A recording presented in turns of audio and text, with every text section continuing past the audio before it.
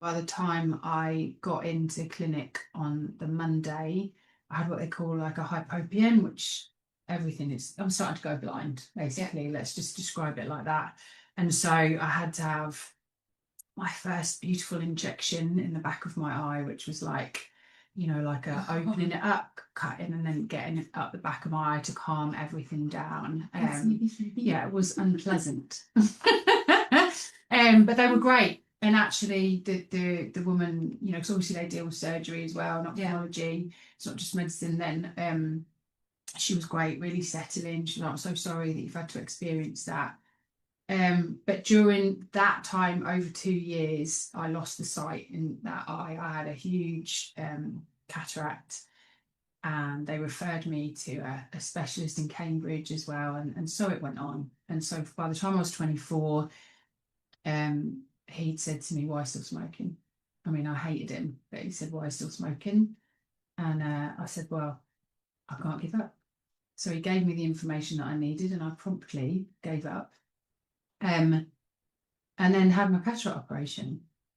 And it's a whole, you know, whenever I go into it, it's not just a one thing. So during the cataract operation, they sent me for a routine chest x-ray, and then they found sarcoidosis as well, which is like swelling. You can get it on your lower legs, but it's like little swellings that were in my lung. You can get it, but it was in my eyes as well. Yeah.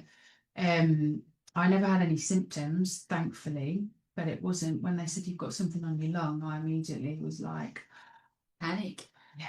Yeah, as a smoker as well. So yeah, 24 and feeling like I was about 80, and then being put into a clinic with 80-year-olds for a cataract operation. Yeah. So that was a little bit of a wake-up call, wasn't it? Just a little bit. Just a little bit, yeah. So that was kind of, you know, even though I was living life normally, no one would have known anything was wrong, but this was all going on, and I was just managing, getting down to Addenbrooke's, like driving myself there, trying to run my own hairdressing business, do life, and no one really understood it. There was no one else in my life that had anything like that, and it exacerbated that there's something wrong with me kind of process. So between that and kind of 24, 25, those were the worst kind of, but discovery years, I suppose, of noticing. And now when I look back, it's like I can't even remember what it might have been like to feel that way, shut down, probably very depressed, dysregulated, dissociated, I would say, from my body and from life. I was existing. Mm-hmm. And I didn't really know how to connect to what I now know as happiness. I'm not sure I knew what it actually felt like at all. But probably, I mean, when I think to what I was like at that age, our happiness was going out in the weekend getting absolutely smashed at a nightclub. Yeah, I mean, I was quite a quiet girl, very shy, painfully shy growing up. So although I could be a bit of a party girl, I was always pretty quiet in that environment. It was more about kind of dancing and stuff like that. I wasn't really, I was always pretty quiet and needed that quiet, which obviously, you know, a lot of people took the piss out of me for as well, because I was quiet and serious and yeah. And always the moody teen. Yeah, that kind of, you know, and I always needed quiet time and shut down. Now I recognise what that was. Yeah. And I give myself that now. Like, I'm actually quite an introvert, and that's okay. Mm-hmm. But then it would have been like, oh, he's so boring, you know, that kind of thing. So yeah, I wasn't. I still love a good dance. Love a glass of wine, a good dance, and a good meal out. But I know when I'm done. Yeah. Whereas then I would have.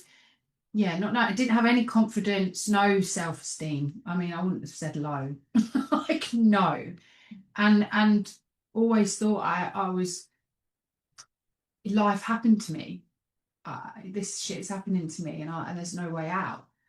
That's really how I felt at that age until I started a little bit of fight back.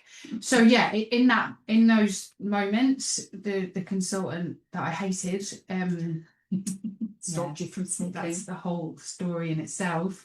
Gave me some things, information, and I had to beg him for it, by the way, but the smoking part of it was excellent.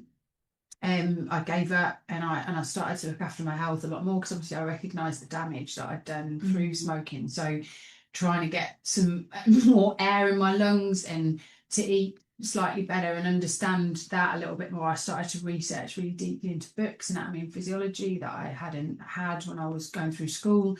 And yeah, just looking at things a little bit differently. But he also said, you know, you're HLA-B27 positive.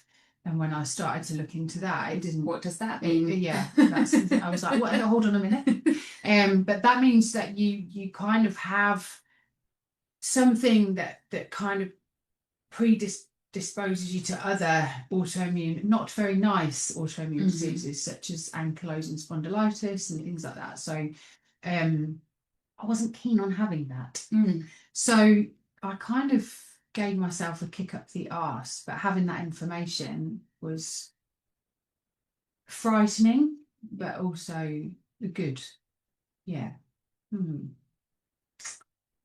then we kind of carried on for a while after that. I still went for visits, I still got flare-ups, but was it always in the eyes? Yeah, after that, it kind of I always had it in my right eye, then it hit me really hard in my left eye, and that's where the cataract was. And then it would ping around a little bit, but it's funny how it's always the one eye, isn't it? It's really strange. The sarcoidosis I'd had during my cataract treatment, I had IV steroids to kind of keep the inflammation down while I was having that, and that seemed to treat the sarcoid, but I had to have regular lung function tests that went on for about 5 years. They were always checking me for all sorts of weird blood disorders and things like that. What is wrong with you was the message. Why can't we find out?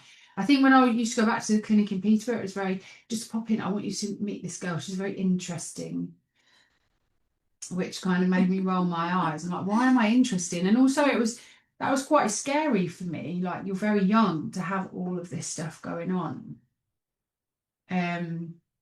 Yeah, which kind of made me retreat away from life a little bit and start to look at things the way I was living life. I you know, I was still running a hairdressing business, and but I started to go back to college and slowed my life down. I started to garden and stuff like that, you know, getting that settling down kind of phase.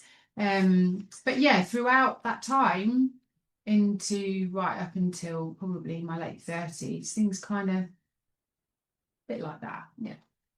But other stuff was coming up. I was very anxious, sleep problems, you know, throughout my teens. I had a lot of thrush and cystitis. That calmed down, but lots of other stuff came along. A lot of emotional reactivity, a lot of triggering, and then what I see now is triggering what I thought was completely normal for me at the time. And then yeah, in my 40s, I was doing okay. I'd moved in, but there was some family stuff happened, big family stuff, and my dad died. My marriage had a bit of a tricky period, and I was diagnosed with Graves' disease.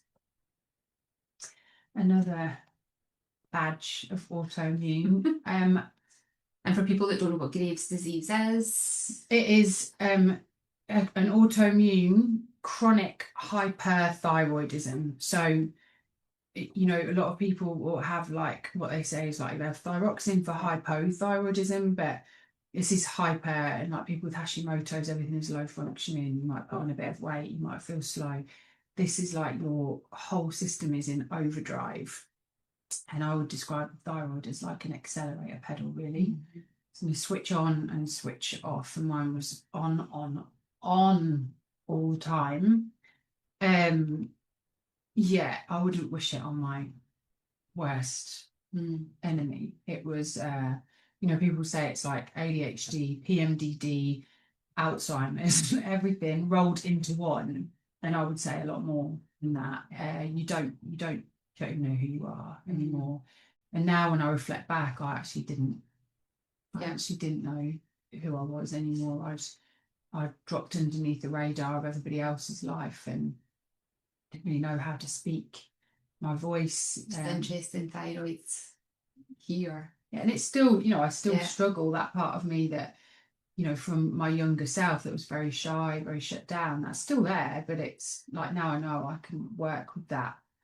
Yeah, and it was an intensely difficult time, and I still oh, when I was first diagnosed, I was still trying to run, and my heart rate was like 130 at rest. I was still trying to run until the GP was like, I think you want to Not do that. slow down a little bit, love.